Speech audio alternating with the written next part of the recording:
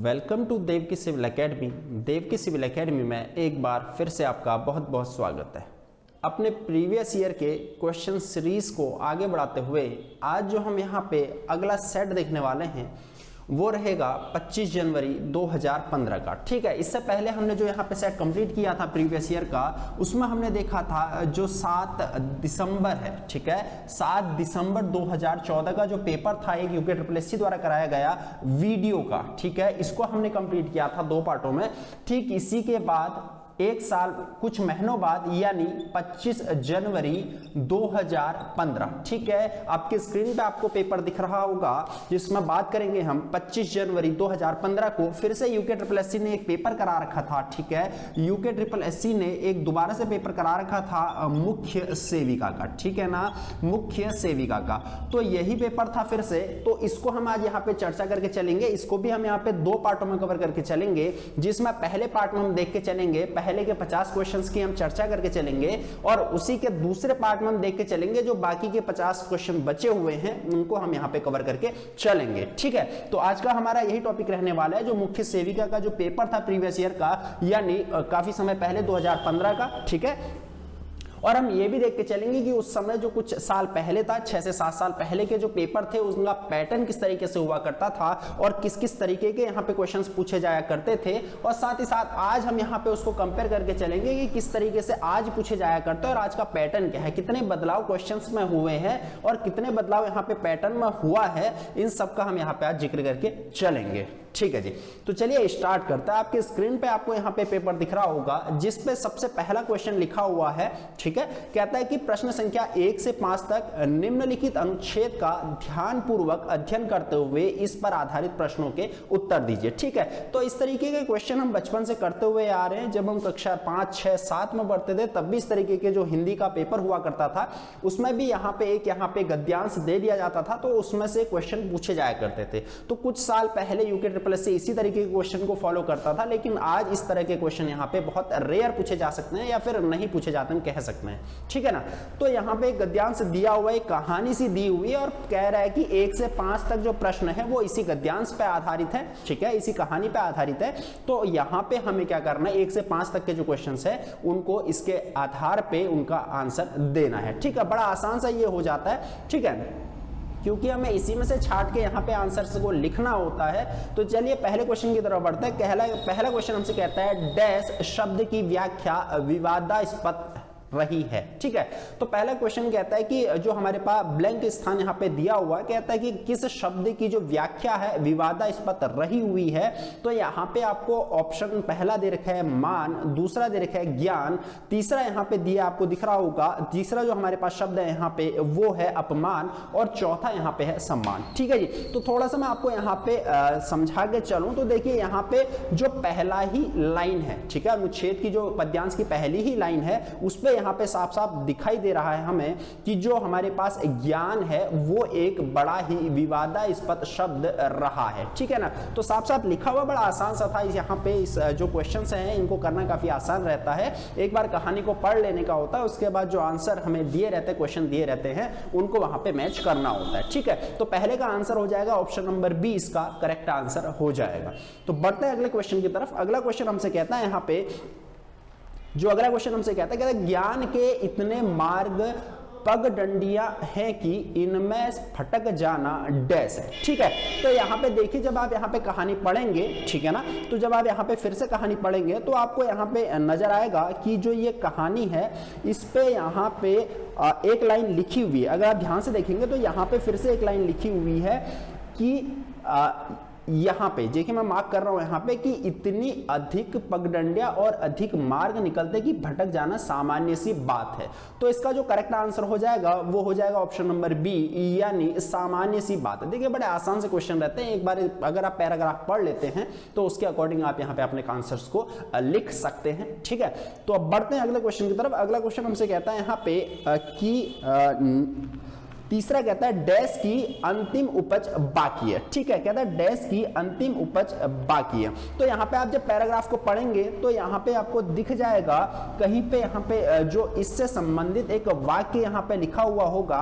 ठीक है, तो आपको इसको पहले पढ़ना होगा, उसके आधार पे आपको यहाँ पे क्वेश्चन का आंसर देना होगा। ठीक है, तो यहाँ पे जो इसका सही आंसर हो जाएगा ये हो जाएगा जो हमारे पास पहला ऑप्शन देख के चलता है, पहला किसान है, दूसरा हमारे पास ज्ञान है, तीसरा हमारे पास यहाँ पे विज्ञान है और चौथा हमारे पास कहता है इनमें से कोई नहीं। ठीक है, तो ऑप्शन नंबर जो बी हो जाएगा यानी ज्ञान, ज्ञान की जो उपज है, ठीक है ना, जो ज्ञान की जो अंतिम उपज है वो बाकी है, इसका करेक्ट आंसर हमारे पास हो जाएगा। ठीक है, अब बढ़ते हैं अगले क्वेश्चन की तरफ। अगला क्वेश्चन हमसे कहता है यहाँ पे जो अगला क्वेश्चन हमसे कहता है स्क्रीन पे आपको दिख रहा होगा, कहता है कि डैश के पास ज्ञान के बारे में कहने को बहुत कुछ है। किसके पास कहने को बहुत कुछ है, ये यहाँ पे सामान्य सा क्वेश्चन एक पूछा जा रहा है। जस्ट ए सेकंड, तो आपके सामने यहाँ पे स्क्रीन पे साफ साफ आपको दिखाई दे रहा होगा कि यहाँ पे कहता है डैश के बारे में, यहाँ पे जो है ज्ञान के बारे में कहने को बहुत कुछ है। ठीक है, तो ऑप्शन नंबर ए आपके यहाँ पे दिख रहा होगा। पहला कहता है हिंदू धर्म की संस्कृति के बारे में, दूसरा यहाँ पे ऑप्शन है आपके पास जो दूसरा ऑप्शन आपके पास यहाँ पे है वो कहता है मुस्लिम धर्म की संस्कृति के बारे में, तीसरा कहता है हर धर्म संस्कृति के बारे में, और चौथा क्वेश्चन है कि यहां पे कहा गया है उपरोक्त में से कोई नहीं। ठीक है जी, तो उपरोक्त में से कोई नहीं, इस तरीके के यहाँ पे कुछ क्वेश्चंस हैं। तो अब यहाँ पे आपको बताना है कि इसमें से जो करेक्ट आंसर है वो कौन सा है। ठीक है, तो जब आप यहाँ पे क्वेश्चंस को पढ़ेंगे तो यहाँ पे क्वेश्चंस का आंसर आपको दिख जाएगा। इस पैराग्राफ को पढ़ने के बाद आपको आपका आंसर मिल जाएगा। तो इसमें कहा गया है जो हमारे पास हर धर्म संस्कृति के पास जो ज्ञान के बारे में कहने को बहुत कुछ है, यानी जो धर्म है, संस्कृति है, चाहे वो किसी भी धर्म से संबंधित हो, चाहे वो हिंदू धर्म हो, चाहे वो मुस्लिम धर्म हो, चाहे सिख हो, चाहे वो ईसाई हो, किसी भी धर्म के बारे में कहने को बहुत कुछ है, ऐसा इस पद्यांश में यानी इस कहानी पे लिखा गया है। तो इसका करेक्ट आंसर हो जाएगा ऑप्शन नंबर सी। अब बढ़ते हैं अगले क्वेश्चन की तरफ, लास्ट क्वेश्चन की तरफ, यानी जो इस पद्यांश से संबंधित है, जो इस कहानी से संबंधित है। इसका लास्ट क्वेश्चन है, कहता है ज्ञान मनुष्यों की डैश बना। ठीक है, पहला है मनोकामना, दूसरा है कामना, तीसरा है आराधना और चौथा जो हमारे पास है यहाँ पे साधना। ठीक है, तो जब आप कहानी को यहाँ पे पढ़ेंगे तो आपको यहाँ पे समझ में आ जाएगा कि जो ज्ञान जो मनुष्यों की है वो साधना बना है। ठीक है, तो इसका करेक्ट आंसर हो जाएगा ऑप्शन नंबर डी। ठीक है, तो ये कहानी से संबंधित जो भी पद्यांश से संबंधित जितने भी क्वेश्चन थे, यहाँ पे 5 क्वेश्चन, इनको हम कवर कर चुके। अब हम आते हैं अपने जो अपना ओरिजिनल जो यहाँ पे टॉपिक रहने वाला है। ठीक है, तो अब देखिए क्वेश्चन नंबर 6 हमसे कहता है यह मेरी पुस्तक है, मैं रेखांकित शब्द है। ठीक है, तो हमारे पास एक वाक्य लिखा हुआ है यह मेरी शब्द, यह मेरी पुस्तक है। ठीक है, थोड़ा सा आपको समझा के चलता हूं, देखिए किस तरीके से यहाँ पे हमारे पास है। यहाँ पे लिखा हुआ है यह मेरी पुस्तक है। ठीक है ना, यह मेरी जो है क्या है, पुस्तक है। अब देखिए यह मेरी पुस्तक है, इसमें देखिए पूछ रहा है कि जो यह है ये क्या है। पहला कहता है कि ये विशेषण है, दूसरा कहता है सर्वनाम है, तीसरा कहता है संज्ञा, चौथा कहता है क्रिया। काफी आसान है। देखिए यह जो है हम जानते हैं क्या है, ये सर्वनाम है। अब समझ के चलिएगा, देखिए संज्ञा क्या होती है मैंने काफी अच्छे से बता रखा है। हमारा हिंदी का एक यहाँ पे मैंने एक वीडियो मैंने डाल रखा था, ठीक है, उसमें मैंने आपको बता रखा है बड़े अच्छे से संज्ञा क्या होती है और कितने प्रकार की संज्ञा होती है। संज्ञा किसी भी वस्तु, विषय अथवा नाम के स्थान को हम क्या कहते हैं, संज्ञा कहते हैं। देखिए लेकिन जो संज्ञा शब्दों के स्थान पर जो शब्द प्रयोग किए जाते हैं हम उनको सर्वनाम कह देते हैं। अब देखिए यहाँ पे जो शब्द है ये संज्ञा के स्थान पे प्रयोग किया गया है। ठीक है ना, यहाँ पे जो संज्ञा के स्थान पे प्रयोग किया गया तो हम कह देंगे जो यह है वो क्या है, सर्वनाम है। जबकि मैं बात करूं यहाँ पे पुस्तक क्या है, ये मेरे पास संज्ञा है। क्यों? क्योंकि भैया किसी का नाम है। ठीक है ना, और मेरी क्या है, मेरा मेरी हम जानते हैं ये भी क्या हमारे पास सर्वनाम ही है। ठीक है ना, तो इस तरीके से जो करेक्ट आंसर हो जाएगा इसका वो हो जाएगा ऑप्शन नंबर बी यानी सर्वनाम। ठीक है, बढ़ते हैं अगले क्वेश्चन की तरफ। अगला क्वेश्चन हमसे कहता है 7वां क्वेश्चन हमसे कहता है कौन सा शब्द है बहुवचन में प्रयुक्त किया जाता है। ठीक है ना, तो इसमें 4 शब्द हमें दे रखे, हमसे पूछ रहा है कि कौन सा इसमें से ऐसा शब्द है जो हमेशा बहुवचन में प्रयोग किया जाता है। ठीक है, पहला ऑप्शन हमारे पास दर्शन है, दूसरा ऑप्शन हमारे पास आंसू है, तीसरा ऑप्शन हमारे पास ए और बी दोनों है, चौथा नदी है। समझिए चलना, हमारे पास 4 ऑप्शन यहाँ पे है। पहला हमसे कहता है कौन सा ऑप्शन है, दर्शन है। ठीक है, है, पहला दर्शन है, दूसरा हमारे पास आंसू है, तीसरा कहता है जो हमारे पास ए और बी है, ठीक है, ए एंड जो बी है दोनों, और चौथा हमसे कहता है कि हमारे पास जो नदी है, ठीक है ना। अब एक चीज समझना, देखिए एक चीज समझ के चलिएगा, जो हमारे पास कहता है कि जो बहुवचन में कौन सा हमेशा प्रयोग किया जाता है। देखिए यहां पे जो दर्शन है, चाहे हम एक व्यक्ति के लिए कहें चाहे हम हजारों व्यक्ति के लिए कहें, हम दर्शन ही कहेंगे। हम ये कहेंगे कि भैया वह दर्शन करने आ रहे हैं, या फिर हम ये कह सकते हैं कि वे दर्शन करने आ रहे हैं, या फिर हम कह सकते हैं कि वे सभी दर्शन करने आ रहे हैं। तो दर्शन हमेशा दर्शन ही रहेगा, इसलिए हम कह सकते हैं कि जो हम आंसर हमारा रहेगा वो दर्शन रहेगा, ठीक है ना। दर्शन जो शब्द रहेगा ये हमेशा बहुवचन में प्रयोग किया जाता है, ठीक है। उसके बाद बात करते हैं आंसू की। तो आंसू हम कहते हैं देखिए इसका आंसू आ रहा है, या फिर हम कह सकते हैं अगर ज्यादा आंसू आ रहे हैं तो इसके आंसू आ रहे हैं, ठीक है ना। या फिर हम कह सकते हैं इन सबके आंसू आ रहे हैं, यानी कहने का मतलब जो आंसू का जो यहाँ पे बहुवचन हो जाएगा वो क्या हो जाएगा, आंसुओं हो जाएगा, ठीक है ना, आंसुओं, ठीक है ना। हम कहते हैं ना आंसुओं से रुमाल भीग गया, तो इस तरीके से जो है आंसू का जो हमारे पास बहुवचन हो जाएगा वो आंसुओं हो जाएगा, ठीक है। उसके बाद कहता भैया नदी। अब नदी का क्या होता है हम सभी जानते हैं, भैया यह नदी है, या मैं कह दूंगा ये सब नदियां हैं। तो हम जानते हैं जो नदी का जो बहुवचन हो जाएगा यहाँ पे वो क्या हो जाएगा, वो हो जाएगा नदियां, ठीक है। तो इस तरीके से हम देख रहे हैं कि जो तीन शब्द हमें दे रखे, इसमें से जो दर्शन शब्द है वो सदैव जो है एक ही बहुवचन में ही प्रयोग होगा, तो इसलिए इसका करेक्ट आंसर क्या हो जाएगा हमारे पास, दर्शन हो जाएगा। अब बढ़ते हैं अगले क्वेश्चन की तरफ। अगला क्वेश्चन हमसे कहता है भैया कृतघ्न शब्द का सही अर्थ है, ठीक है। एक शब्द हमको यहां पे दे रखा है कृतघ्न, ठीक है। तो आपको समझना होगा पहले जो कृतघ्न यहां पे लिखा हुआ है इसका मतलब क्या होता है, ठीक है ना। जो कृतघ्न यहां पे लिखा हुआ है इसका क्या मतलब होता है, इसका शाब्दिक अर्थ क्या होता है, क्या इसका यहां पे अर्थ होता है, ये पहले समझना होगा, तब जाके क्वेश्चन को आप यहां पे अटेम्प्ट कर सकते हैं, ठीक है। तो ये कृतघ्न का मतलब होता है जो किए हुए को नहीं मानता है। ध्यान समझिएगा, कृतघ्न का मतलब होता है जो किए हुए को, ठीक है ना, किए हुए को न मानने वाला, ना मानने वाला, ठीक है ना, ना मानने वाला। अब जो किए हुए को नहीं मानता है, जो मानता है, देखिए जो किए हुए को नहीं मानता, जैसे हम किसी पे उपकार करते हैं, किसी की हम सहायता करते हैं, अब किए हुए को भाई नहीं मान रहा है, ठीक है, नहीं मान रहा, उसकी मर्जी है, अब नहीं मान रहा है तो उसको हम बोल देते हैं कृतघ्न, ठीक है ना। इसका मतलब आपको समझ में आ गया होगा कृतघ्न मतलब क्या होता है, ठीक है। अब देखिए यहाँ पे ऑप्शन अगर आप देखेंगे तो पहला ऑप्शन है भैया जो कृतज्ञ हो, जो कृतज्ञ न हो, जो काम बिगाड़े और जो दूसरे की त्रुटियां खोजे। अब एक शब्द आपको और मिल गया यहाँ पे, एक शब्द और मिल गया आपको, कहता है यहाँ पे कृतज्ञ, ठीक है ना। एक शब्द आपको और मिल गया, एक तो कृतज्ञ आपको मिल गया, एक मिल गया आपको यहाँ पे कृतज्ञ, ठीक है ना। क्या शब्द, कृतज्ञ, ठीक है। यहाँ पे मिल गया आपको कृतज्ञ, एक शब्द और मिल गया। अब देखिए एक शब्द और मिल गया आपको यहाँ पे कृतज्ञ, एक मिला कृतज्ञ। कृतज्ञ का तो मैंने बता दिया, कृतज्ञ का मतलब होता है जो किए हुए को नहीं मानता है, या फिर हम कह सकते हैं कि किए हुए को न मानने वाला, उसे हम बोलते हैं कृतज्ञ। अब आता है कृतज्ञ। कृतज्ञ होता है क्या, जो किए हुए को मानता हो, किए हुए को मानता हो, ठीक है ना, जो किए हुए को मानता हो। अब जो किए हुए को मानता है हम उसे कह देते हैं कृतज्ञ, और जो किए हुए को नहीं मानता है हम उसे कहते हैं कृतज्ञ। अब देखिए ऑप्शन के अकॉर्डिंग चलते हैं। यहाँ पे देखिए कृतज्ञ का मतलब पूछ रहा है, तो कृतज्ञ का मतलब क्या हो जाएगा, जो कृतज्ञ हो। भैया जो कृतज्ञ हो गया वो तो फिर यहाँ पे कृतज्ञ ही रहेगा ना। अब दूसरा ऑप्शन कहता है जो कृतज्ञ न हो। अब देखिए जो कृतज्ञ नहीं होगा उसे हम क्या बोलते हैं, कृतज्ञ बोल देते हैं, मैंने आपको बता दिया है। तो इसका करेक्ट आंसर क्या हो जाएगा, ऑप्शन नंबर बी इसका यहाँ पे करेक्ट आंसर हो जाएगा, ठीक है। अब बढ़ते हैं अगले क्वेश्चन की तरफ। क्वेश्चन नंबर 9 हमसे कहता है, 9वां क्वेश्चन कहता है समीचीन का पर्यायवाची शब्द है, ठीक है ना। थोड़ा सा आपको यहाँ पे शब्दों की जानकारी होना बहुत आवश्यक है। तो यहाँ पे कहता है कि समीचीन एक शब्द यहाँ पे लिखा हुआ, ठीक है ना। इसको मिटा के चलता हूं, हमारे पास एक शब्द लिखा हुआ है यहाँ पे समीचीन, ठीक है। एक शब्द लिखा हुआ है समीचीन। देखिए इसका शाब्दिक अर्थ आपको पता होना चाहिए, तभी आप यहाँ पे इसका पर्यायवाची शब्द बता पाएंगे, ठीक है ना। तो समीचीन एक शब्द लिखा हुआ है यहाँ पे। पहला ऑप्शन कहता है यहाँ पे सुसंगत, इसका अर्थ होना चाहिए। दूसरा ऑप्शन कहता है यहाँ पे जो है सुबोध, इसका अर्थ होना चाहिए। तीसरा कहता है समकालीन, चौथा कहता है इनमें से कोई नहीं, ठीक है। देखिए समीचीन का मैं अर्थ बता के चलता हूँ, उसके बाद एक एक शब्दों का मैं यहाँ पे अर्थ बता के चलूंगा। देखिए समीचीन का अर्थ होता है यहाँ पे उपयुक्त, जिसे हम बोलते हैं, ठीक है ना, उपयुक्त बोलते हैं। संगत जिसे हम बोलते हैं, ये शब्द होते हैं किसके पर्यायवाची, समीचीन के पर्यायवाची। अब देखिए समझ के चलते हैं यहाँ पे। देखिए पहला ऑप्शन है सुसंगत, बिल्कुल सही आंसर है। जो समीचीन का जो पर्यायवाची शब्द हो जाएगा वो हो जाएगा सुसंगत, और इसी का एक पर्यायवाची हमारे पास उपयुक्त भी होता है, ठीक है ना, उपयुक्त, ठीक हो गया। अब देखिए समझ के चलिएगा, दूसरा ऑप्शन कहता है सुबोध। अब बोध का मतलब हम जानते हैं ज्ञान से होता है, सुबोध यानी ज्ञान के जो पर्यायवाची है, यहाँ पे सुबोध हम कह सकते हैं।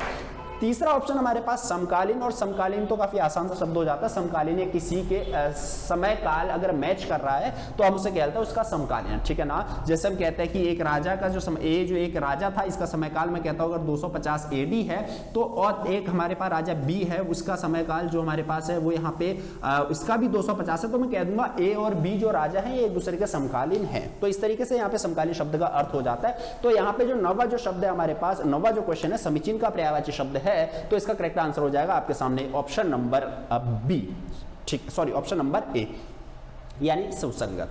अब बढ़ते हैं अगले क्वेश्चन की तरफ। क्वेश्चन नंबर 10वां हमसे कहता है भैया युधिष्ठिर में कौन सी संधि, ठीक है ना। एक शब्द आपको यहाँ पे दे रखा है युधिष्ठिर, ठीक है ना। शब्द लिख के चलता हूं, देखिए युधिष्ठिर, युधिष्ठिर, ठीक है ना।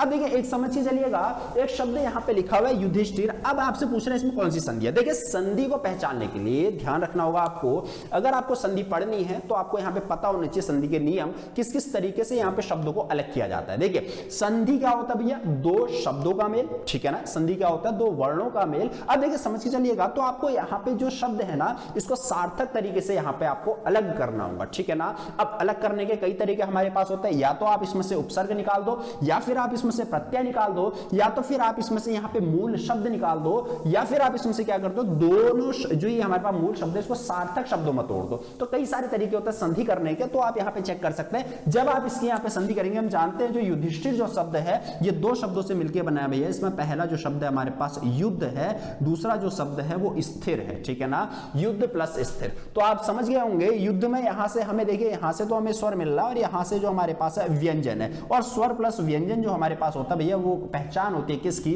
व्यंजन संधि की, ठीक है ना। व्यंजन संधि की ये पहचान होती है। तो इसमें जो हमारे पास दूसरा ऑप्शन है, ऑप्शन नंबर 2, पहला गुण स्वर संधि है, दूसरा व्यंजन संधि है, तो व्यंजन संधि इसका यहाँ पे करेक्ट आंसर हो जाएगा। तो ऑप्शन नंबर 10 का जो करेक्ट आंसर हो जाएगा वो हो जाएगा ऑप्शन नंबर बी, ठीक है ना। अच्छा अब बढ़ते हैं अगले क्वेश्चन की तरफ, ठीक है। तो अब अगले क्वेश्चन की तरफ बढ़ते हैं, क्वेश्चन नंबर 11, ठीक है। क्वेश्चन नंबर 11 की तरफ बढ़ते हैं। कहता है कोठी वाला रोवे छप्पल, जो छप्पर वाला सोवे, लोकोक्ति का अर्थ बड़ा आसान सा है। देखिए कोठी वाला, अगर जिसकी कोठी है भैया, जो बड़ा अमीर आदमी होगा उसी की कोठी होगी। कहता है कोठी वाला रोवे और छप्पर वाला सोवे। छप्पर यानी जो गरीब आदमी है वो चैन के नींद सोता है। तो सामान्य से अर्थ इसका यहाँ पे हो जाएगा। पहला कहता है धनवान प्राय अस्वस्थ रहते हैं, यहाँ पे दूसरा ऑप्शन कहता है धनवान को प्राय हिसाब लगाना पड़ता है, तीसरा कहता है गरीबी में नींद अच्छी आती है, और चौथा कहता है अधिक धन चिंता का कारण है, ठीक है ना। तो इसका जो यहाँ पे करेक्ट आंसर हो जाएगा वो यहाँ पे हो जाएगा क्या, देखिए यहाँ पे जो इसका करेक्ट आंसर हो जाएगा, अधिक जो धन होता है वो किसका कारण होता है, चिंता का कारण होता है, ठीक है ना। अब कोठी में जो रह रहा भैया उसे हर पल यहाँ पे चिंता रहेगी किस तरीके से होगा, किस तरीके से मैं पैसे को संभाल के रखूंगा, जबकि जो गरीब है वो चैन की नींद सो सकता है। क्यों? क्योंकि उसके पास खोने के लिए यहाँ पे कुछ भी नहीं है, इसीलिए कहा जाता है कि कोठी वाला रोए और छप्पर वाला सोए। अब बढ़ के चलता है अगले क्वेश्चन की तरफ। क्वेश्चन नंबर 12 हमसे कहता है भूरी भूरी भेदभाव भूमि से भगा दिया। देखिए वाक्य में कौन सा अलंकार है। अब यहाँ पे बात आती है अलंकारों की, तो थोड़ा सा देख के चल लेते हैं अलंकार के बारे में, और फिर देख के चलते हैं कि जो हमें शब्द यहाँ पे जो वाक्य दिया हुआ है इस यहाँ पे कौन सा इसमें अलंकार है, ठीक है। देखिए मैं यहां पे पहले वाक्य लिख के चलता हूं, कहता है भूरी भूरी भेदभाव भूमि से भगा दिया, ठीक है ना।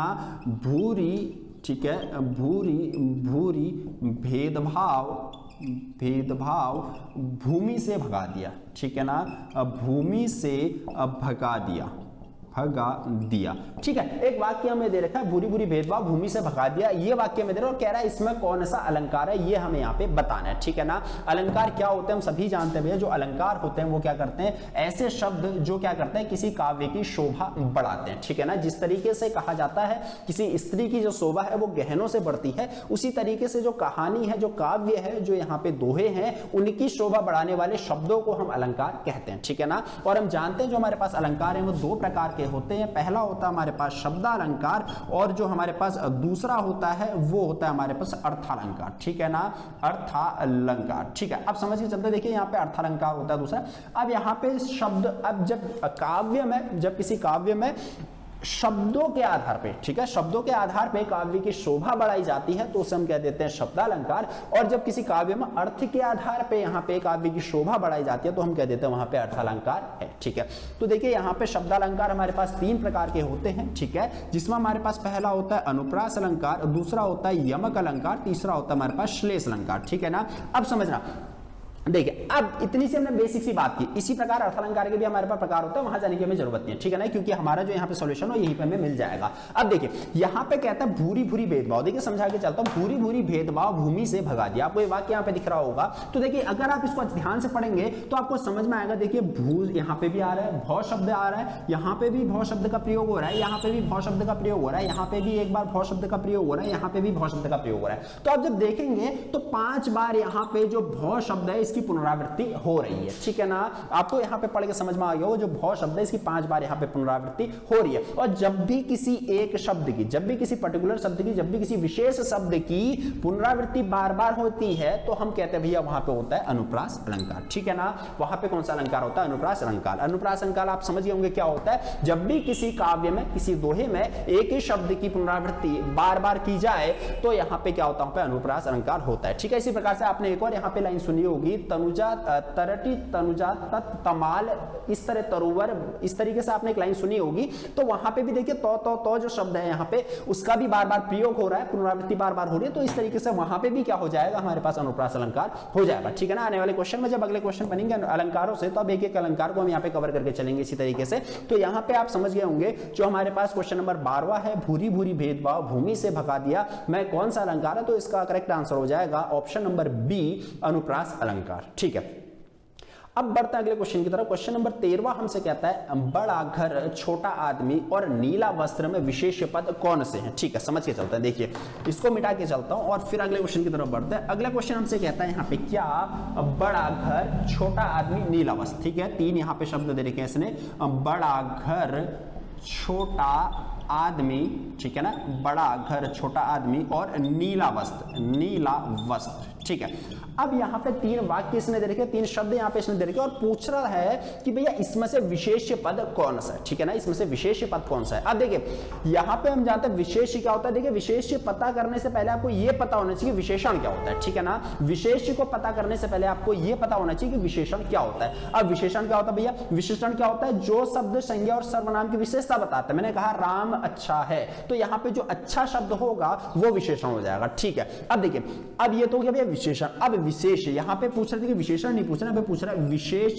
शब्द कौन सा है, विशेष पद कौन सा। अब देखिए विशेष क्या होता है? जो शब्द विशेषण की भी विशेषता बताते हैं। मैंने क्या कहा? मैंने कहा जो शब्द विशेषण की भी विशेषता बताते हैं हम उन्हें कह देते हैं क्या? उन्हें हम कहते हैं विशेष शब्द। अब देखिए यहाँ पे देखना, यहाँ पे देखिए बड़ा घर कह रहा है, इसमें घर क्या भैया? घर तो संज्ञा है। अब बड़ा क्या है यहाँ पे? बड़ा क्या है? बड़ा देखिए घर यहाँ पे क्या संज्ञा है, बड़ा यहाँ पे तो इसके पास बड़ा क्या है? यहाँ पे विशेषण है, ठीक है, समझ के चलते हैं। देखिए बड़ा क्या है? विशेषण। मैंने कहा यह बड़ा घर है, तो यहाँ पे बड़ा घर है, ठीक है। बड़ा क्या हो जाएगा? यहाँ पे विशेषता बता रहा है ना, बड़ा है, बड़ा विशेषता बता रहा है, तो यहाँ पे क्या हो जाएगा? बड़ा हमारे पास, तो यहाँ पे भैया जो विशेषण हो जाएगा, ठीक है।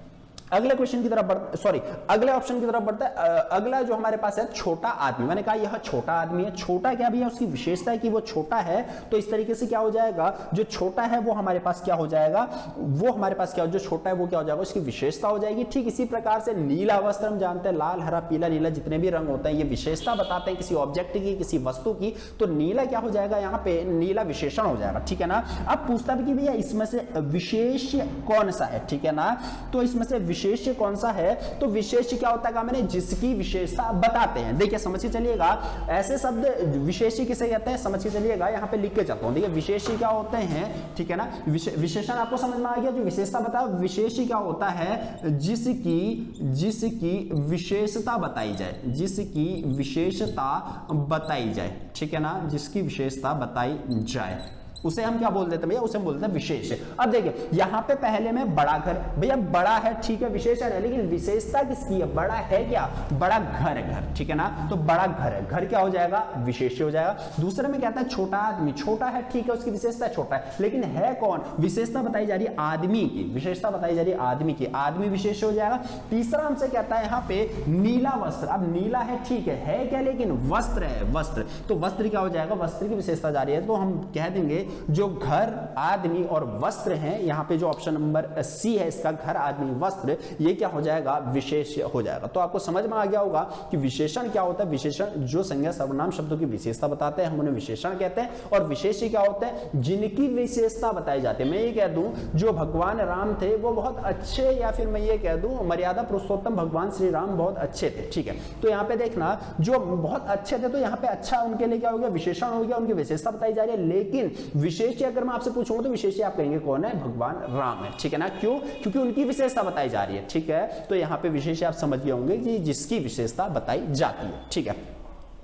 अब बढ़ते हैं अगले क्वेश्चन की तरफ, क्वेश्चन नंबर 14 की तरफ बढ़ते हैं। कहता है कि कौन सा वाक्य शुद्ध है, ठीक है ना, इसमें से आपको 4 वाक्य दे रखे, आपको बताना है कि भैया इसमें से 4 वाक्यों में से कौन सा शुद्ध है। पहला है दही खट्टी हुई गई है, बिल्कुल गलत है, बिल्कुल। और दूसरा कहता है दही खट्टा है, तीसरा कहता है दही खटात, और चौथा कहता है दही खट्टी हो गई है। तो हम जानते हैं जो दही शब्द है ये एक पुल्लिंग शब्द है, पुल्लिंग शब्द है, दही जो है हमारे पास पुल्लिंग शब्द है, तो यहाँ पे इसका जो आंसर हो जाएगा वो ऑप्शन नंबर बी करेक्ट हो जाएगा, यानी दही खट्टा है, ठीक है ना। पहला वाला देखिए यहाँ पे उसके वाक्य को पढ़ के ही पता चल रहा है कि यहाँ पे व्याकरणिक रूप से गलत है, दूसरा यहाँ पे सही है ऑप्शन, और तीसरा यहाँ पे दही खटात है, यहाँ पे बिल्कुल गलत है, और चौथा जो है दही खट्टी हो गई है, खट्टी नहीं हो सकता, क्यों, क्योंकि जो हमारे पास दही है वो एक पुल्लिंग शब्द होता है, ठीक है। अब बढ़ते हैं अगले क्वेश्चन की तरफ। कहता है रचना के आधार पर वाक्य कितने प्रकार के होते हैं, यानी रचना के आधार पर वाक्य के कितने भेद होते हैं। ये मैं पिछले वीडियो लेक्चर में भी आपको बता चुका हूं, जो रचना के आधार पर हमारे पास भेद होते हैं वो 3 प्रकार के होते हैं, ठीक है ना। रचना के आधार पर, ठीक है ना, रचना के आधार पर वाक्य भेद की मैं बात करूं तो ये 3 प्रकार के होते हैं। कितने प्रकार के होते हैं, 3 प्रकार के। पहला कौन सा होता है, पहला होता है सरल वाक्य, दूसरा होता है हमारे पास संयुक्त वाक्य, ठीक है ना, संयुक्त वाक्य, तीसरा जो होता है हमारे पास मिश्रित वाक्य।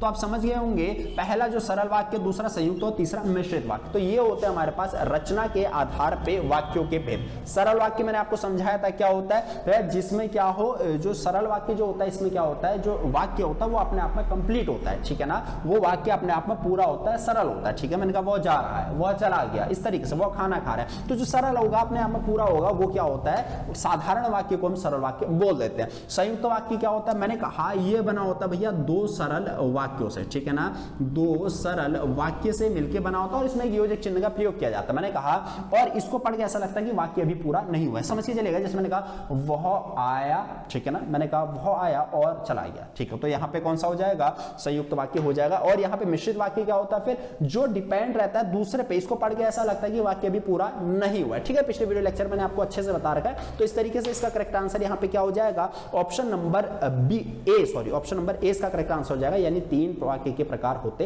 हैं। अब बढ़ते हैं अगले क्वेश्चन की तरफ। कह रहा है कांडला जो बंदरगाह है ये कहाँ है, ठीक है ना। अब बंदरगाह पूछ रहा, बंदरगाह होता है क्या भैया, जिसे हम पोर्ट बोलते हैं, जहां पे जहाजों का क्या होता है, स्टेशन होता है, जो पानी के जहाज होते हैं उसे हम यहाँ पे पोर्ट बोलते हैं या फिर बंदरगाह बोलते हैं, ठीक है ना। थोड़ा सा समझा के चलता हूँ। देखिए हमारे पास जो उत्तर भारत की मैं बात करूँ, इस तरीके से हमारे पास जो उत्तर भारत है, ठीक है ना, तो यहाँ पे हमारे पास गुजरात वाला भाग है, ठीक, हम जानते हैं यहाँ पे गुजरात है, और यहाँ पे एक जगह पड़ती है भैया कौन सा, कच्छ की खाड़ी, ठीक है ना, कच्छ की खाड़ी। तो जो ये कच्छ की जो खाड़ी है, जो ये कच्छ की खाड़ी है, यहाँ पे एक बंदरगाह है जिसे हम बोलते हैं कौन सा, इसी को हम बोलते हैं यहाँ पे कांडला बंदरगाह, ठीक है ना, कांडला बंदरगाह। इसकी विशेषता की मैं बात करूं तो ये तो प्राकृतिक बंदरगाह है ही है, साथ ही साथ ये एक ज्वारीय बंदरगाह है। कौन सा बंदरगाह है, ज्वारीय बंदरगाह है, ठीक है ना, ज्वारीय बंदरगाह। बंदरगाह है, ठीक है। कौन सा बंदरगाह का मैंने, ज्वारी बंदरगाह, यानी ज्वार भाटा आपको पता होना चाहिए, अगर आपने भूगोल पढ़ा होगा तो आपको समझ में आ गया होगा कि ज्वारी बंदरगाह क्या होता है। यानी जब ज्वार उठता है, ज्वार क्या होता है थोड़ा सा बता के चलता हूँ, ये समुद्र का लेवल है, समुद्र का पानी होता है, और जब ज्वार उठता है गुरुत्वाकर्षण शक्ति के कारण, तो ये पानी इस तरीके से यहाँ पे लहरें उठती हैं इसमें, तो ये लहरें जब कोने तक जाती है और जब लहरें यहाँ महासागरों से यहाँ तक आती है, तो तब यहाँ पे क्या होता है, ज्वारीय बंदरगाह में क्या होता है, पानी यहाँ पे आता है, और उस वजह से क्या होता है, इसे हम ज्वारीय बंदरगाह बोल देते हैं, ठीक है ना। और थोड़ा सा मैं बात करूं, यहाँ पे हमारे पास ज्वारी बंदरगाह, फिर नीचे हमारे पास महाराष्ट्र वाला भाग आ जाता है, दो बंदरगाह यहाँ पे हमारे पास, पहला मुंबई बंदरगाह है, दूसरा हमारे पास नाहवा शोवा बंदरगाह है, ठीक है ना। नाहवा शोवा जो मुंबई बंदरगाह है ये सबसे बड़ा प्राकृतिक बंदरगाह है, और जो नाहवा शोवा जो बंदरगाह है मुंबई बंदरगाह के जो इसका बीजी है, बहुत बड़ा बीजी है, ठीक है ना, व्यस्त बंदरगाह है ये मुंबई बंदरगाह, तो इसके वेट को या फिर यूं कहें कि इसके कार्य को कम करने के लिए यहाँ पे नाहवा शोवा बंदरगाह यहाँ पे बनाया गया। उसके बाद बात करते हैं, नीचे छोटा सा देश पड़ता है, राज्य पड़ता है गोवा, केंद्र शासित प्रदेश, तो यहाँ पे भी हमारे पास एक पोर्ट पड़ जाता है, एक बंदरगाह पड़ जाता है जिसे हम बोलते हैं मार्म गोवा, ठीक है। फिर यहाँ पे केरल में हमारे पास दो पड़ जाते हैं, दो बंदरगाह हमारे पास इसी तरीके से केरल में भी पड़ जाते हैं, ठीक है। तो और उसके बाद जो हमारे पास दो बंदरगाह केरल में पड़ते हैं। अच्छा, जो हमारे पास ये पूर्वी वाला जो भाग है, यहाँ पे जो बंदरगाह हमारे पास पड़ते हैं, ठीक है ना, विशाखापत्तनम, यहाँ पे तूतीकोरन, और यहाँ पे जो हमारे पास और भी यहाँ पे जो बंदरगाह पड़ते हैं, तो ये हमारे पास सभी क्या होते हैं, ये हमारे पास सभी मानव निर्मित है, ठीक है ना, मानव कृत्रिम, या फिर इसी को हम बोलते हैं मानव निर्मित, ठीक है, इसी को हम बोलते हैं कृत्रिम यानी बनाया हुआ।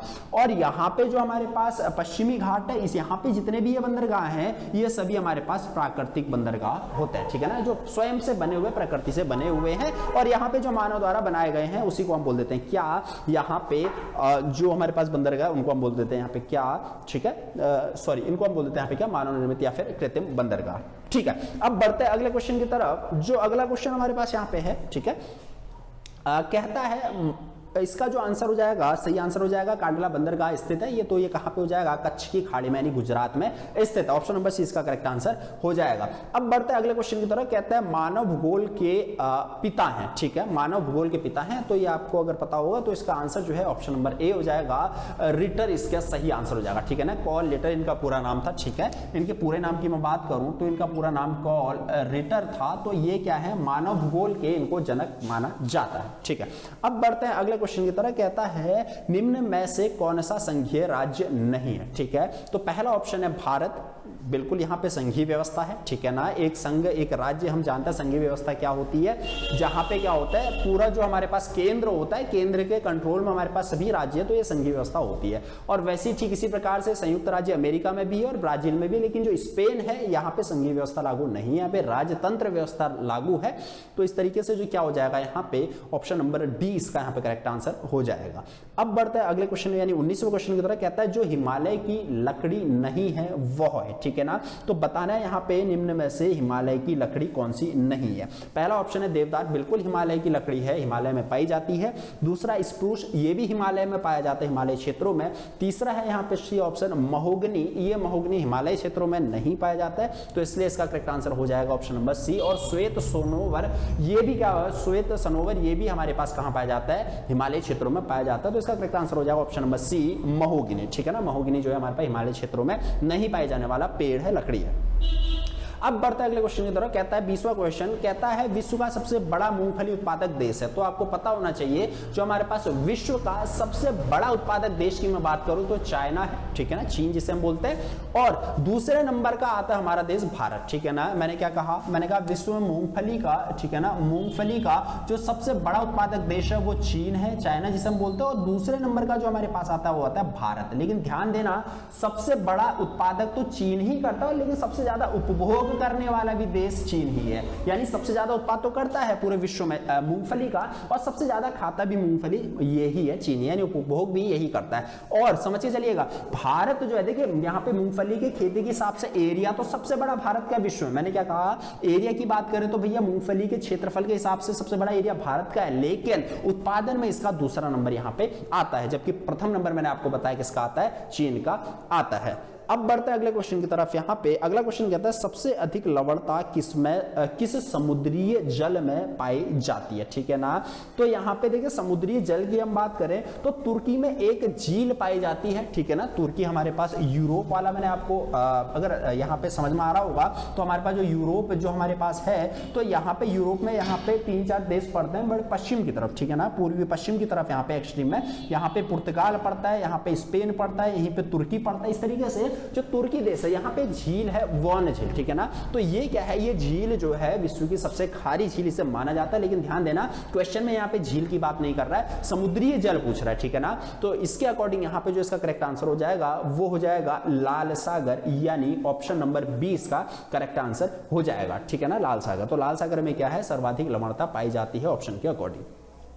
अब बढ़ता है ऑप्शन क्वेश्चन नंबर 22 की तरह, कहता है POCSO यानी पॉस्को जो कानून संबंधित है, ठीक है ना। POCSO एक कानून आपने सुना होगा, POCSO, ठीक है ना, पॉक्सो इसे बोला जाता है। देखिए पॉक्सो क्या है, आपने सुना भी होगा, जब क्या होता है नाबालिग लड़का लड़की क्या कर देते हैं, किसी तरीके से कोई अपराध कर देते हैं एक दूसरे का, या फिर किसी नाबालिग लड़की के साथ कोई यहाँ पे क्या कर दिया जाता है, उसका यौन शोषण कर दिया जाता है, तो वहां पे पॉक्सो धारा के अकॉर्डिंग उस पर यहाँ पे कानूनी कार्रवाई की जाती है। यानी जो पॉक्सो धारा है, जो यहाँ पे कानून है, ये संबंधित है किससे, यहाँ पे ये संबंधित है यौन शोषण से, कह सकते हैं, ठीक है ना। यौन शोषण से ध्यान रखिएगा, ये यौन शोषण सिर्फ लड़कियों के लिए नहीं है, लड़कों के लिए भी है। यानी अगर किसी लड़के के साथ नाबालिग यानी 18 साल से कम के लड़की के साथ या फिर लड़के के साथ कोई यहाँ पे इस तरीके से कोई मतलब यहाँ पे यौन शोषण का यहाँ पे अगर कानून संबंधित यहाँ पे कोई भी जानकारी अगर सामने आती है, तो उस पे यहाँ पे जो पॉक्सो धारा है वो यहाँ पे लगाई जाती है, पॉक्सो कानून के तहत यहाँ पे उस पे कानूनी कार्रवाई की जाती है। तो इसका जो सही आंसर हो जाएगा वो हो जाएगा ऑप्शन नंबर डी, यानी बच्चों से ये संबंधित है। अब बढ़ते अगला क्वेश्चन, कहता है श्रीदेव सुमन ने स्थापित किया था, ठीक है ना। इसमें एक यहाँ पे कुछ संघ के नाम दे रखे हैं, कह रहा है कि श्रीदेव सुमन ने इसमें से कौन सा स्थापित किया। पहला कहता है गणदेश सेवा संघ, दूसरा कहता है कुमाऊं संघ, तीसरा कहता है गढ़वाल हिमालय संघ और चौथा कहता है उपरोक्त में से कोई नहीं, ठीक है ना। तो अगर आपने उत्तराखंड पढ़ा होगा, उत्तराखंड का हिस्ट्री का बैकग्राउंड आपने पढ़ा हो, तो काफी अच्छे से आप जो है यहाँ पे प्रचलित होंगे श्रीदेव सुमन से, ठीक है ना। तो उन्होंने यहाँ पे गणदेश सेवा संघ का यहाँ पे क्या किया था, इन्होंने यहाँ पे गठन किया था, ठीक है ना, गणदेश सेवा संघ का, ठीक है। तो भूख हड़ताल के बाद हम जानते हैं 25 जुलाई 1944 या 45 में इनका यहाँ पे देहांत भी हो गया था, और 84 दिन की भूख हड़ताल इन्होंने यहाँ पे की थी अपने उत्तराखंड के लिए, ठीक है ना।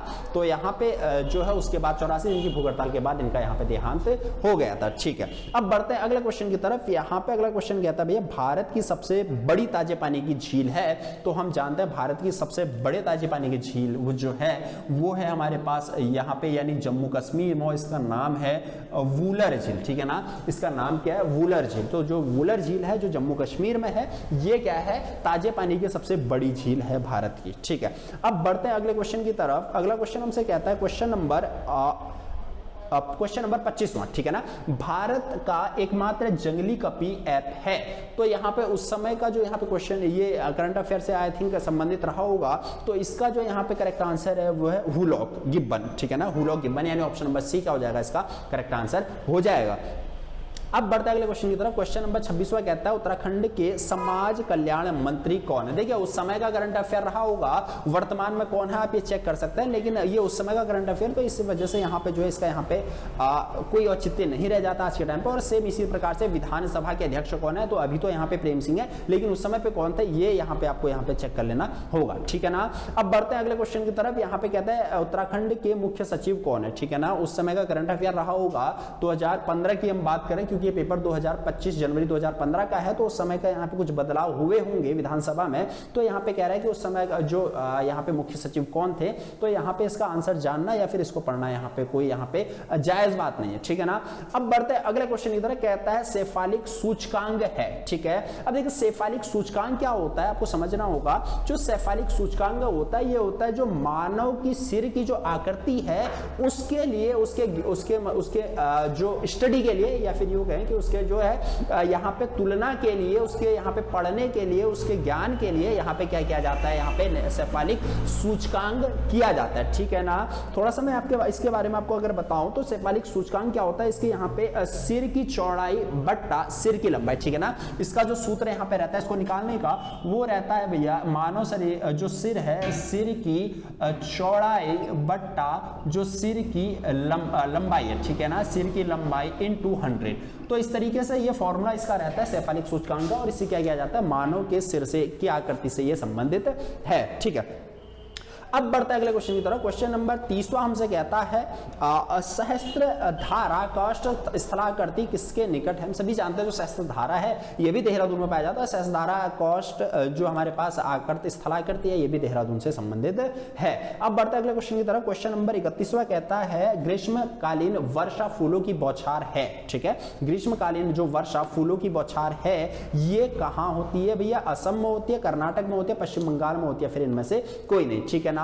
तो अधिक है यहाँ पे ग्रीष्मकालीन जो वर्षा है, देखिए वर्षा तो यहाँ पे बरसात में होती है, ठीक है, लेकिन ग्रीष्मकालीन एक वर्षा होती है जिसे यहाँ पे फूलों की बौछार कहा जाता है। ध्यान रखिएगा, समझा के चलता हूं। देखिए ये हमारे पास क्या है, उत्तरी भारत, सॉरी दक्षिणी भारत वाला भाग है, ठीक है, दक्षिणी भारत। अब प्रायद्वीपीय भारत देखिए यहाँ पे क्या होता है, समझा के चलता हूं। देखिए यहाँ पे जो हमारे पास प्रायद्वीपीय भारत है, यहाँ पे क्या होता है गर्मी के दिनों में, ठीक है ना, ये गर्मी के दिनों में तो यहाँ पे क्या होता है, देखिए जब यहाँ पे ग्रीष्मकाल यहाँ पे चल रहा होता है तो यहाँ पे क्या होता है, एक वर्षा यहाँ पे होती है, ठीक है ना। एक वर्षा यहाँ पे होती है जो कहाँ होती है, कर्नाटक राज्य में, ठीक है ना। यहाँ पे हमारे पास कर्नाटक राज्य है, तो ये कर्नाटक राज्य में क्या होती है, ये वर्षा होती है, ठीक है ना। इस तरीके से जो हमारे पास कर्नाटक यहाँ पे है, तो यहाँ से मानसून तो आता नहीं है, देखिए, लेकिन जो वर्षा होती है, वर्षा कब होती है, देखिए समझ चलिएगा, वर्षा होने के लिए तीन चीजें चाहिए होती है, ठीक है ना। अगर वर्षा होगी तो उसके तीन कारण होते हैं, तीन यहाँ पे उसके कंपोनेंट होते हैं। पहला क्या होता है, देखिए हवा होनी चाहिए, अगर हवा है तो ही वर्षा होगी। दूसरा हवा में नमी होनी चाहिए, ठीक है, पहला हवा होनी चाहिए, दूसरा हवा में नमी होना चाहिए, और तीसरा पर्वत या फिर पहाड़ होना चाहिए। अगर ये तीन चीजें हैं, अगर तीन चीजें हैं तो तभी जो है वर्षा होती है, अदरवाइज वर्षा फिर नहीं होगी। अगर इनमें से एक भी चीज नहीं है तो फिर वर्षा नहीं होगी, ठीक है ना। देखिए शुष्क हवा चलती है जिसे हम लू बोलते हैं, हवा तो वो भी है, वो पर्वतों से भी टकरा रही है लेकिन वर्षा नहीं करे, क्यों, क्योंकि उसमें नमी नहीं है, ठीक है ना। अगर हवा है, हवा में नमी भी है और पर्वती नहीं है भैया, वर्षा कब होगी, जब हवा टकराएगी पर्वतों से। अब पर्वती नहीं है भैया तो यहाँ पे क्या होगा, वर्षा तो होगी ही नहीं। तो ये क्या हो जाएगा, यहाँ पे कंपोनेंट होना बहुत जरूरी है, ठीक है ना। इसी प्रकार से अगर हवा ही नहीं है, नमी और पर्वत है, तो फिर तो भैया जो नमी है वो एक ही जगह पे रह जाएगी और बहेगी ही नहीं और पर्वतों से टकराएगी नहीं। तो यहाँ पे इसका जो वर्षा होने के लिए यहाँ पे तीन मुख्य घटक होना बहुत जरूरी है। तो ये तीन मुख्य घटक यहाँ पे होते हैं वर्षा के लिए, ठीक है ना। अब बढ़ते हैं अगले, देखिए इसमें इसमें कुछ क्वेश्चन क्या कर रहा था, क्या कि भाई यहाँ पे फूलों की बौछार। देखिए कर्नाटक में मैंने आपको बताया कि यहाँ पे जब क्या होता है, हवा और नमी पर्वत जब आते हैं तो कर्नाटक में यहाँ पे पर्वत से टकराते हैं, तो यहाँ पे क्या होता है, वर्षा कर देते हैं, ठीक है ना। और इसी वर्षा को कहा जाता है फूलों की वर्षा, ठीक है, इसी वर्षा को कहा जाता है फूलों की बौछार, सॉरी। और यहाँ पे फूलों की बौछार, और इसी को जाना जाता है यहाँ पे, इसी को जाना जाता है यहाँ पे आम्र वर्षा के रूप में, आम्र वर्षा के नाम से भी इसे जाना जाता है। क्यों, क्योंकि उसमें ग्रीष्मकालीन समय में क्या होता है, यहाँ पे जो कर्नाटक राज्य है या फिर इसके आसपास के जो क्षेत्र हैं, आम का सीजन चल रहा होता है, आमों में यहाँ पे बौर आने लगते हैं, तो आमों के लिए काफी अच्छी वर्षा मानी जाती है, इसलिए यहाँ पे आम्र वर्षा फिर मैंगो रेन इसे कहा जाता है, ध्यान रखिएगा। और यही वर्षा जब क्या होता है, यही नम हवाएं जब जाती है यहाँ पे पश्चिम बंगाल की तरफ, ठीक है, पश्चिम बंगाल की तरफ यहाँ पे जाती है, तो ये बांग्लादेश से लगा हुआ, हम जानते हैं यहाँ पे पश्चिम बंगाल, तो पश्चिम बंगाल में इसी वर्षा को कहा जाता है, क्या, इसी वर्षा को कहा जाता है काल वैसाखी। आप समझिए होंगे, इसी वर्षा को कहा जाता है पश्चिम बंगाल में काल वैसाखी। कई बार क्वेश्चन पूछा गया काल वैसाखी से, कई बार क्वेश्चन पूछा गया आम्र वर्षा यानी मैंगो रेन से, और कई बार क्वेश्चन पूछा गया फूलों की बौछार से, ठीक है ना।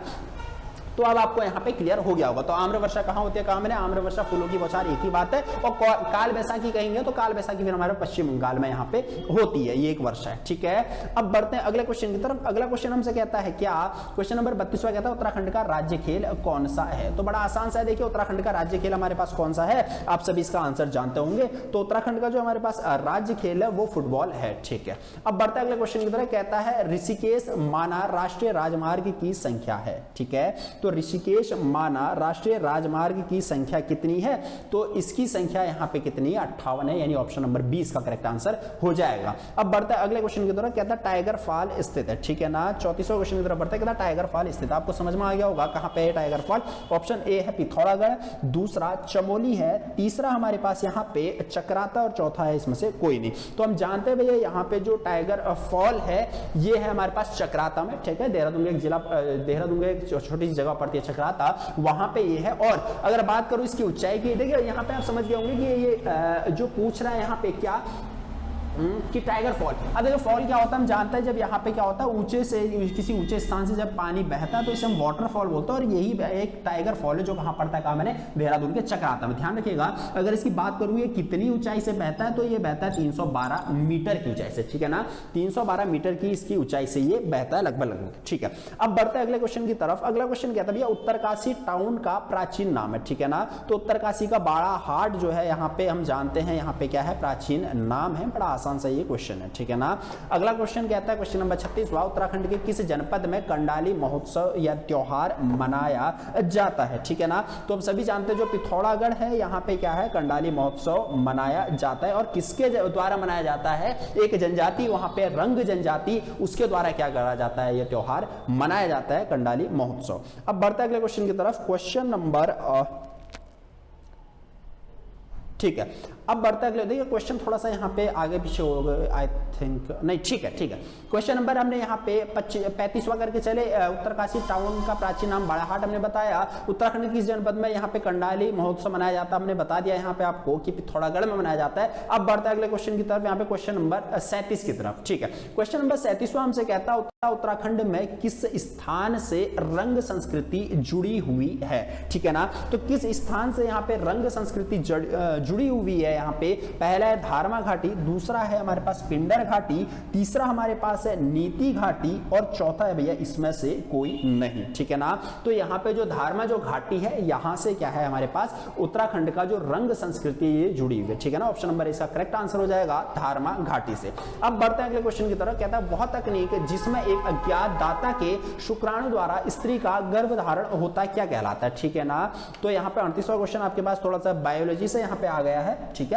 तो यहाँ पे जो देखिए यहाँ पे कहता है कि वह तकनीक जिसमें एक अज्ञात दाता के शुक्राणु द्वारा स्त्री का गर्भधारण होता है। तो हम जानते हैं जब यहाँ पे क्या होता है, प्राकृतिक रूप से जब यहाँ पे क्या होता है, यहाँ पे एक जो हमारे पास मेल है फीमेल है, तो यहाँ पे जब यहाँ पे गर्भधारण नहीं हो पाता है किसी रीजन से, ठीक है ना। तो यहाँ पे जब नहीं हो पाता तो फिर यहाँ पे क्या किया जाता है, कृत्रिम रूप से क्या किया जाता है, यहाँ पे इंजेक्शन के थ्रू यहाँ पे प्रेग्नेंट किया जाता है। और इस प्रोसेस को हम बोलते हैं यहाँ पे क्या, कृत्रिम बीजारोपण, ठीक है। यानी ऑप्शन नंबर 20 का करेक्ट आंसर हो जाएगा। अब बढ़ते हैं अगले क्वेश्चन की तरफ, यहाँ पे कहते हैं मानव निर्मित विज्ञान, सॉरी मानवमित विज्ञान है। पहला कहता है आकार, दूसरा कहता है परिधान, तीसरा कहता है वस्त्र, चौथा कहता है माप, ठीक है ना। तो यहाँ पे जो माप है वो मानवमित विज्ञान है। इसका करेक्ट आंसर हो जाएगा ऑप्शन नंबर डी।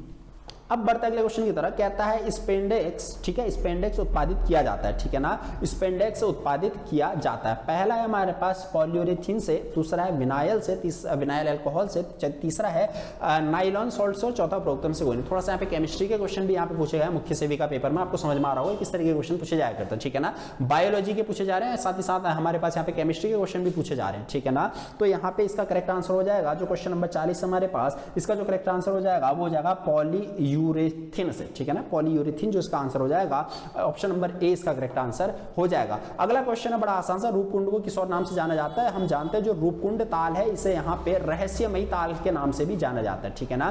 क्यों जाना जाता है, क्योंकि यहाँ पे क्या होता है, वर्तमान समय में भी बहुत बड़े बड़े नर कंकाल अभी भी यहाँ पे प्राप्त होते हैं, बहुत भारी संख्या में, ठीक है ना। तो इसलिए इसे यहाँ पे रहस्यमयी ताल कहा जाता है। और क्यों प्राप्त होते हैं, कहा जाता है कि एक कहानी आती है कि कई प्राचीन समय पहले बहुत कोई एक राजा महाराजा क्या कर रहे थे भैया, अपनी सेना के साथ जा रहे थे कहीं शेयर करने के लिए, तो वहां पे क्या आता है, कुछ इस तरीके से भूकंप या फिर कुछ भी यहाँ पे एक घटना होती है जिस कारण सभी लोग वहां पे, पूरी सेना उनकी राजा सहित दब जाते हैं, मर जाते हैं। और आज भी उनके यहाँ पे हमें कंकाल प्राप्त होते हैं, इसीलिए इस ताल को हम यहाँ पे रूपकुंड ताल को रहस्यमयी ताल के नाम से भी जाना जाता है, ठीक है। अगला क्वेश्चन कहता है कि समाजशास्त्र शब्द की उत्पत्ति किस भाषा से की गई है या किस भाषा से हुई है। हम सभी जानते हैं लैटिन और ग्रीक भाषा, यानी ऑप्शन नंबर 20 का करेक्ट आंसर हो जाएगा। इससे क्या हुआ, यहाँ पे जो हमारे पास समाजशास्त्र है इसकी यहाँ यहाँ पे उत्पत्ति हो रखी है। अगला क्वेश्चन कहता है कि प्राथमिक समूहों के विपरीत विशेषता वाले समूह द्वितीयक समूह है, यह किसने परिभाषित किया गया, ठीक है ना।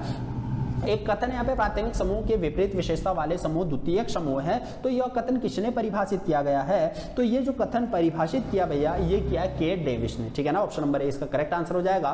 के डेविस ने जो है यहाँ पे कथन अपना दिया हुआ है, ये परिभाषित किया है। 44वां नंबर का क्वेश्चन है स्व को इड, ठीक है ना, स्व को इड, ईगो और सुपर ईगो के रूप में किसे विभाजित किया गया है, ठीक है ना, किसने विभाजित किया, ठीक है ना। स्व को इड, ईगो और सुपर ईगो के नाम से किसने विभाजित किया गया है, तो इसका करेक्ट आंसर हो जाएगा option number D, option number D इनमें से कोई नहीं, ठीक है ना। तो इनमें से यहाँ पे नाम नहीं दिया गया जिसने यहाँ पे विभाजन इसका कर रखा है। अब बढ़ता है अगले क्वेश्चन की तरफ। क्वेश्चन नंबर 45 में कहता है जाति एक बंद वर्ग है, यह कथन किसका है, ठीक है ना। तो जाति एक बंद वर्ग है, यह कथन है भैया डी.एन. मजुमदार का, ठीक है ना। डी.एन. मजुमदार का ये कथन है कि जाति क्या है, एक बंद वर्ग है। ऑप्शन नंबर ए इसका करेक्ट आंसर हो जाएगा। अब बढ़ता है अगले क्वेश्चन की तरफ। क्वेश्चन नंबर यहाँ पे 46 आपको दिख रहा होगा स्क्रीन पे, कहता है दुल्हन की जाति से उच्च जाति में दुल्हा ढूंढने के अभ्यास को कहते हैं, ठीक है। तो यहाँ पे कहता है कि दुल्हन की जो जाति है उससे जो दुल्हन की जो जाति है उससे उच्च जाति में लड़का ढूंढने को अनुलोम कहते हैं। ध्यान दीजिएगा यहाँ पे जो हमारे पास देखिए दो शब्द आते हैं, एक अनुलोम आता है और एक हमारे पास प्रतिलोम आता है, ठीक है ना।